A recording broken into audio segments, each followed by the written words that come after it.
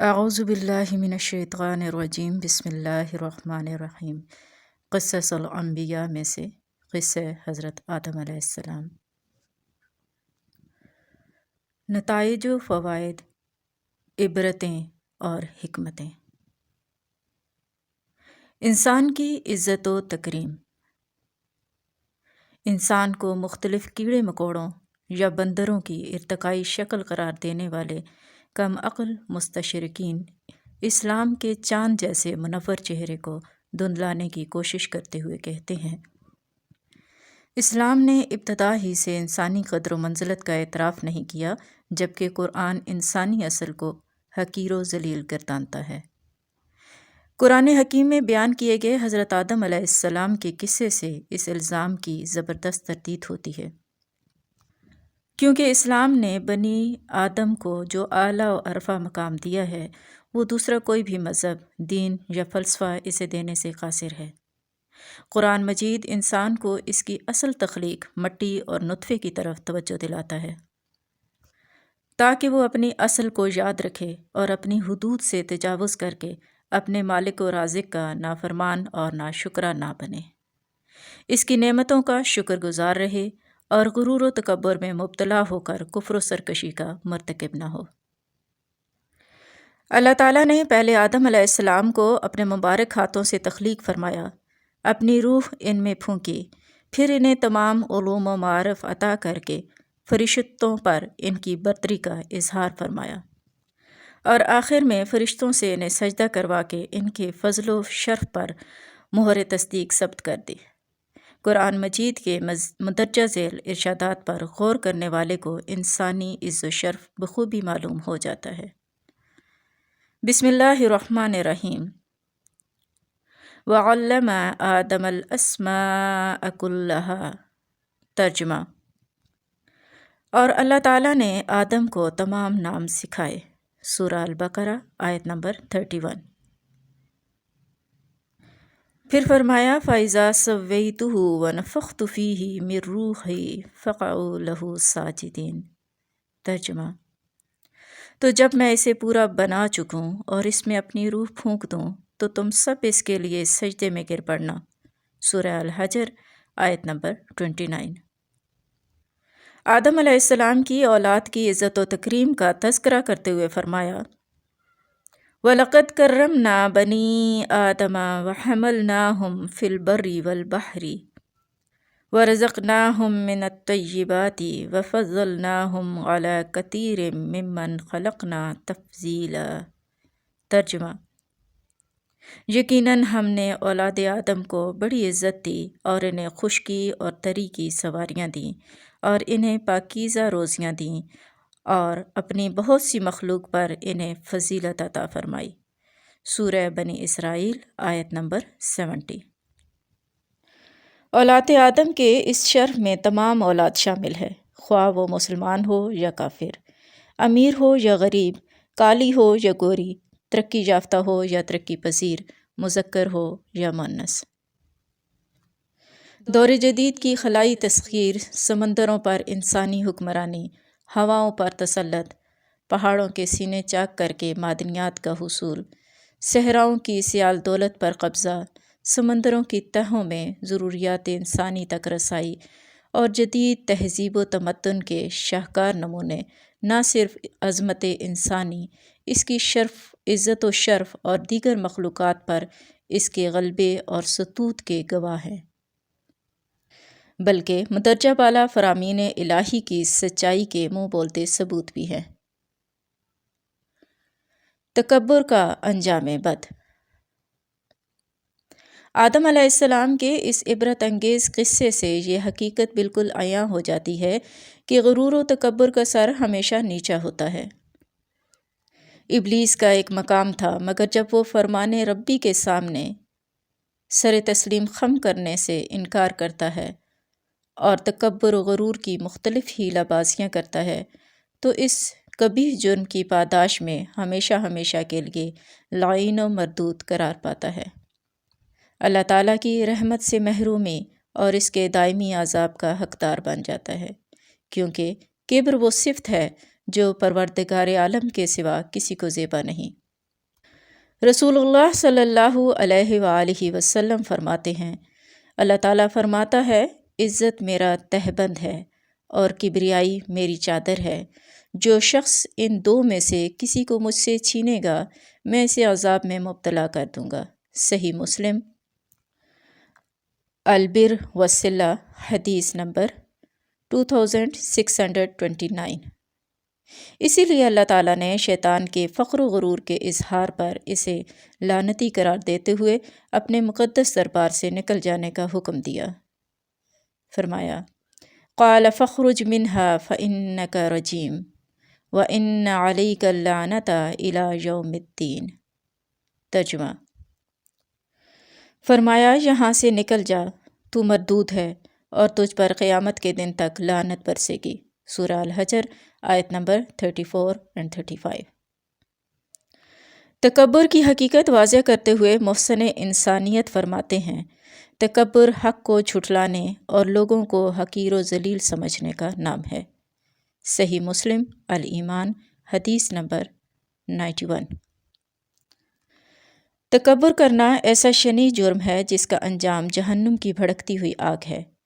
رسول اکرم صلی اللہ علیہ وآلہ وسلم فرماتے ہیں، کیا میں تمہیں جہنمیوں کے بارے میں نہ بتاؤں؟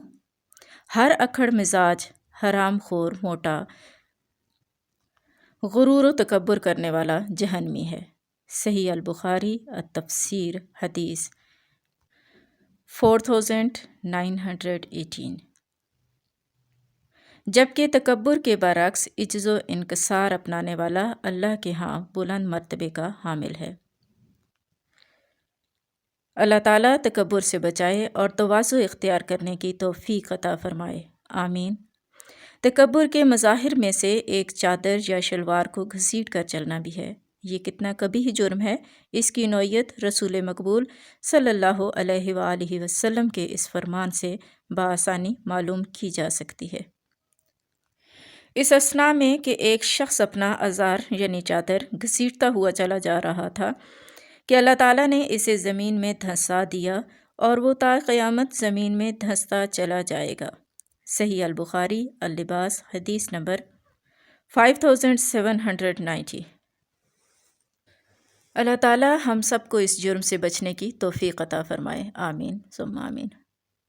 انسان کی روحانی بلندی۔ قرآن مجید میں ارشاد ربانی ہے، بسم اللہ الرحمن الرحیم، اذ قال ربک للملائکۃ انی خالق بشرا من طین فَإِذَا سَوَّيْتُهُ وَنَفَخْتُ فِيهِ مِن رُّوحِي فَقَعُوا لَهُ ساجدین۔ ترجمہ، جب آپ کے رب نے فرشتوں سے فرمایا کہ میں مٹی سے انسان کو پیدا کرنے والا ہوں، سو جب میں اسے ٹھیک ٹھاک کر لوں اور اس میں اپنی روح پھونک دوں تو تم سب اس کے سامنے سجدے میں گر پڑنا۔ سورہ صاد آیت نمبر 71 اور 72۔ اس آیت کریمہ سے واضح ہوتا ہے کہ انسانی تخلیق دو چیزوں کا مرکب ہے، ایک مٹی اور دوسری روح۔ مٹی سے اس کے اعضاء، گوشت اور خون کو بنایا گیا۔ دور جدید کے سائنسدان یہ کہتے ہیں کہ انسانی جسم انہی اجزاء پر مشتمل ہے جن پر زمین کی مٹی مشتمل ہے۔ اس مادے سے تخلیق کی وجہ سے انسان میں دو قسم کے میلانات پائے جاتے ہیں، کھانے پینے، پہننے، بہتر طرز زندگی، مال و جاہ اور جنسی خواہشات کی تکمیل کا رجحان، اور دوسری طرف غرور و فخر، تکبر، انتقام، قتل و ضرب اور ایذا رسانی کے منفی رجحانات بھی پائے جاتے ہیں۔ انسانی جسم میں روح اللہ تعالیٰ کا وہ راز ہے جو اسے اپنے پروردگار پر ایمان لانے، اس کی نعمتوں کا شکر بجا لانے اور اس کی طرف رجوع کرنے کی ترغیب دیتا ہے،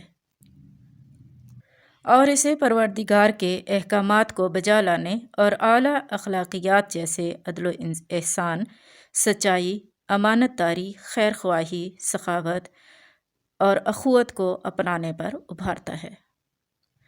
لہٰذا قرآنی مفہوم میں انسان مادی اور روحانی مجموعے کا نام ہے، جو ایک طرف اللہ تعالیٰ پر ایمان اور اعلیٰ اخلاقیات کو اپناتا ہے تو دوسری طرف حیوانی خواہشات اور جذبات کی طرف بھی میلان رکھتا ہے۔ قرآن کے اس نظریے سے ان یہودی خیالات و نظریات کی تردید ہوتی ہے جو کہتے ہیں کہ اخلاقی قوانین کا انسانی ذات سے کوئی تعلق نہیں، یا کہتے ہیں کہ اخلاقیات کا تعلق انسان کی اقتصادی، اجتماعی اور مادی ترقی سے ہے اور انسانی فطرت سے ان کا کوئی تعلق نہیں۔ آدم علیہ السلام سے پہلے زمینی آباد کار۔ ماہرین ارضیات کرۂ ارض پر ملنے والی ہڈیوں، کھوپڑیوں اور مختلف ڈھانچوں پر تحقیقات کرنے کے بعد یہ دعویٰ کرتے ہیں کہ آدم علیہ السلام سے پہلے بھی زمین پر انسان آباد تھے۔ نیز ان آبادیوں کی تاریخ لاکھوں سال پرانی ہے۔ آئیے اس بارے میں قرآن مجید کی رہنمائی ملاحظہ کرتے ہیں۔ قرآن مجید حضرت آدم علیہ السلام سے پہلے کے انسان کی طرف اشارہ کرتا ہے۔ ارشاد ہے وَإِذْ قَالَ رَبُّكَ لِلْمَلَائِكَةِ إِنِّي جَاعِلٌ فِي الْأَرْضِ خَلِيفَةً۔ ترجمہ: اور جب تیرے رب نے فرشتوں سے کہا کہ میں زمین میں خلیفہ بنانے والا ہوں۔ سورہ البقرہ آیت نمبر 30۔ خلیفۃ اللہ کے بارے میں مفسرین کرام کی دو آراء ہیں۔ ایک رائے کے مطابق آدم علیہ السلام اپنے سے پہلے انسان کے خلیفہ ہیں۔ ان انسانوں نے زمین میں قتل و غارت گری کا بازار گرم کیا اور فسادات کیے تو یہ لوگ بالآخر مٹ گئے۔ فرشتوں نے خلیفہ سے اسی مخلوق کا جانشین سمجھا، لہٰذا انہوں نے یہ اندازہ لگایا کہ یہ خلیفہ بھی اپنے پیش رو کی طرح زمین میں قتل و غارت گری اور فساد کرے گا۔ اسی لیے انہوں نے عرض کیا أَتَجْعَلُ فِيهَا مَن يُفْسِدُ فِيهَا وَيَسْفِكُ الدِّمَاءَ۔ ترجمہ: کیا ایسے شخص کو پیدا کرے گا جو زمین میں فساد کرے گا اور خون بہائے گا؟ سورہ البقرہ آیت نمبر 30۔ جبکہ دوسری رائے میں انسان اللہ کا خلیفہ ہے، جو اللہ تعالیٰ کے دیے ہوئے اختیارات کو اس کے احکامات کے مطابق استعمال کرتا ہے تاکہ دنیا میں امن و سکون پیدا ہو۔ مذکورہ دلائل سے یہ واضح ہوا کہ جو بات سائنسدان آج ثابت کر رہے ہیں، قرآن مجید نے 1400 سال قبل ہی وہ عقدہ حل کر دیا تھا۔ سبحان اللہ۔ شیطان انسان کا جانی دشمن۔ آدم علیہ السلام کے قصے سے معلوم ہوتا ہے کہ شیطان انسان کا ازلی، کھلا اور جانی دشمن ہے۔ اللہ تعالیٰ نے انسان کو عظمت و رفعت عطا فرمائی تو یہ حسد کی آگ میں جل اٹھا۔ پھر جب آدم علیہ السلام کو سجدہ نہ کرنے کی وجہ سے مردود، لعنتی اور جہنمی قرار پایا تو اس نے تا قیامت مہلت طلب کر لی تاکہ آدم علیہ السلام کی اولاد کو گمراہ کر کے جہنم رسید کر سکے۔ اللہ تعالیٰ نے اس کی اسی دشمنی کو واضح کرتے ہوئے فرمایا وَلَا تَتَّبِعُوا خُطُوَاتِ الشَّيْطَانِ إِنَّهُ لَكُمْ عَدُوٌّ مُّبِينٌ۔ ترجمہ: اور شیطانی راہ پر نہ چلو، وہ تمہارا کھلا دشمن ہے۔ سورہ البقرہ آیت نمبر 168۔ انسان اللہ تعالیٰ کا خلیفہ ہے اور اس میں اللہ تعالیٰ نے اپنی روح پھونکی ہے۔ یہ دونوں صفات انسان سے اعلیٰ اخلاق جیسے عدل و انصاف، خیر خواہی، بھلائی، سخاوت، دیانت، محبت و ایثار اور نرم روی کا مطالبہ کرتے ہیں، جبکہ انسان کا ازلی دشمن اسے برائی، بے حیائی، بخل، کنجوسی، غرور، تکبر، جھوٹ، لالچ، ہوس، کینہ اور حسد جیسے برے اخلاق اپنانے کی ترغیب دیتا ہے۔ حق و باطل، خیر اور شر، نیکی اور بدی کی اس جنگ میں انسان کی آزمائش، ابتلا اور امتحان ہے۔ اگر خیر کو اپناتا ہے تو جنت اس کا مقدر ہے، اور اگر شیطانی مکر و فریب کا شکار ہوتا ہے تو اس کا ٹھکانہ شیطان کے ساتھ جہنم کی گہرائیاں ہوں گی۔ اعاذنا اللہ منہا۔ جنت الفردوس سے دیس نکالا۔ اللہ تعالیٰ نے آدم علیہ السلام کو پیدا فرمایا، اپنی روح ان میں پھونکی، فرشتوں سے سجدہ کروا کے ان کی افضلیت و برتری کا اظہار فرمایا، پھر انہیں رہنے کے لیے جنت الفردوس کا رہائشی بنایا، اور ساتھ ہی بطور آزمائش صرف ایک درخت سے منع کر کے ساری جنت کا مالک بنا دیا۔ حسد کی آگ میں جلتے ہوئے شیطان کو یہ ساری بخششیں کانٹے کی طرح چبھ رہی تھیں، لہٰذا اس نے آدم علیہ السلام کا خیرخواہ بن کر انہیں پروردگار کے حکم سے گمراہ کر دیا۔ انہوں نے ممنوع پھل کھایا تو جنت بری کی تمام نعمتیں فوراً چھین لی گئیں۔ مکار دشمن اپنی چال میں کامیاب ہو گیا اور آدم علیہ السلام شرمندہ اور نادم ہوئے۔ ان کی توبہ قبول ہوئی تاہم جنت سے نکال کر زمین پر بسا دیے گئے۔ شیطانی تعلیمات۔ آدم علیہ السلام کے مبارک قصے سے معلوم ہوتا ہے کہ شیطان انسان کا ازل سے کھلا دشمن ہے جو ابد تک رہے گا۔ انسان کو گمراہ کر کے جہنم رسید کرنا اس کا اولین مقصد ہے۔ آئیے دیکھتے ہیں کہ یہ کن ہتھ کنڈوں اور چالوں سے انسان کو برباد کرتا ہے، اور اس کی وہ کون سی مہلک تعلیمات ہیں جو دنیا اور آخرت میں انسان کی رسوائی کا باعث بنتی ہیں۔ اللہ تعالیٰ نے اس کے شر اور فتنے سے بچنے کی تلقین کرتے ہوئے فرمایا، یا بنی آدم لا یفتننکم الشیطان کما اخرج ابویکم من الجنہ۔ ترجمہ: اے اولاد آدم، شیطان تم کو کسی خرابی میں نہ ڈال دے جیسا کہ اس نے تمہارے ماں باپ کو جنت سے باہر کرا دیا۔ سورہ الاعراف آیت نمبر 27۔ شیطان انسان کو ہر برے کام، بے حیائی اور اللہ تعالیٰ کی نافرمانی پر اکساتا ہے، جیسا کہ ارشاد ہے، انما یأمرکم بالسوء والفحشاء وان تقولوا علی اللہ ما لا تعلمون۔ ترجمہ: وہ تمہیں صرف برائی، بے حیائی اور اللہ تعالیٰ پر ان باتوں کے کہنے کا حکم دیتا ہے جن کا تمہیں علم نہیں۔ سورہ البقرہ آیت نمبر 169۔ قتل و غارت، فسادات، نفرت و عداوت، بغض و حسد کا حکم دینا اور اتفاق و اتحاد کو ختم کر کے انتشار و افتراق پھیلانا شیطان کا محبوب مشغلہ ہے۔ اللہ تعالیٰ نے اس کی اسی خصلت سے خبردار کرتے ہوئے فرمایا، ان الشیطان ینزغ بینہم ان الشیطان کان للانسان عدوا مبینا۔ ترجمہ: بلا شبہ شیطان آپس میں فساد ڈلواتا ہے، بے شک شیطان انسان کا کھلا دشمن ہے۔ سورہ بنی اسرائیل آیت نمبر 53۔ وہ انسان کو صدقہ خیرات، احسان، بھلائی، نیکی کی راہ میں خرچ کرنے سے روکتا ہے کہ اس سے مال کم ہو جائے گا۔ اس طرح انسان کو بخل، ہوس، کنجوسی اور ظلم و ستم کی تعلیم دیتا ہے کہ اس سے مال بڑھتا ہے۔ فرمایا، الشیطان یعدکم الفقر ویأمرکم بالفحشاء۔ ترجمہ: شیطان تمہیں فقیری سے دھمکاتا ہے اور بے حیائی کا حکم دیتا ہے۔ سورہ البقرہ آیت نمبر 268۔ وہ شراب، جوئے اور قبر پرستی سے لوگوں کے عقائد و اعمال میں بگاڑ پیدا کرتا ہے، ان میں باہمی نفرت کو فروغ دیتا ہے اور اللہ تعالیٰ کی عبادت سے روک دیتا ہے۔ بسم اللہ الرحمن الرحیم۔ یا ایہا الذین آمنوا انما الخمر والمیسر والانصاب والازلام رجس من عمل الشیطان فاجتنبوہ لعلکم تفلحون۔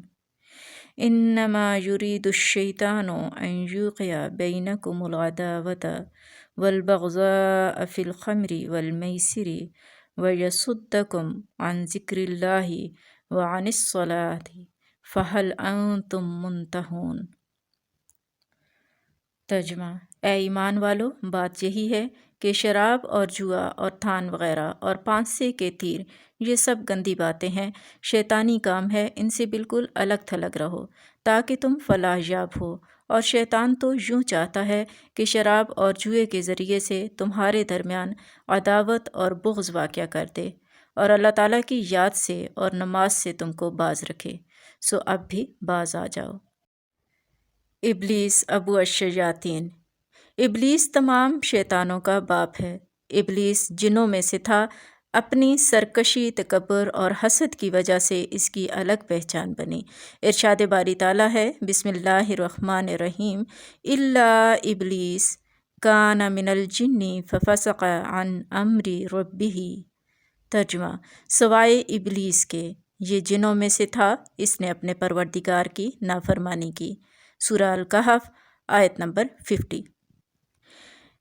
جن ذی عقل مخلوق ہیں، انسانوں کی طرح جن بھی شریعت کے پابند ہیں، چونکہ یہ آگ سے پیدا کیے گئے ہیں اور ان کے مادی جسم نہیں ہیں، اس لیے ہم انہیں دیکھ نہیں سکتے جبکہ وہ ہمیں دیکھتے ہیں، جیسا کہ فرمان باری تعالیٰ ہے۔ بسم اللہ الرحمن الرحیم، انہ یراکم ہوا وقبیلہ من حیث لا ترونہم۔ ترجمہ: وہ اور اس کا لشکر تم کو ایسے طور پر دیکھتے ہیں کہ تم ان کو نہیں دیکھتے ہو۔ سورہ الاعراف آیت نمبر 27۔ جنوں کی تخلیق کے بارے میں ارشاد باری تعالیٰ ہے۔ بسم اللہ الرحمن الرحیم، والجان خلقناہ من قبل من نار السموم۔ ترجمہ: اور اس سے پہلے جنات کو ہم نے لو والی آگ سے پیدا کیا۔ سورہ الحجر آیت نمبر 27۔ جنوں میں بھی نیک و بد ہیں۔ نیک جن شریعت کے پابند اور نیک کاموں میں سبقت لے جانے کی کوشش کرتے ہیں، جبکہ شریر شیطان کے چیلے ہیں اور دوسروں کو گمراہ کرنے میں مشغول رہتے ہیں، جیسا کہ جنوں کی زبانی ارشاد ربانی ہے۔ بسم اللہ الرحمن الرحیم، وَأَنَّا مِنَّا الصَّالِحُونَ وَمِنَّا دُونَ ذَلِكَ كُنَّا طَرَائِقَ قِدَدًا۔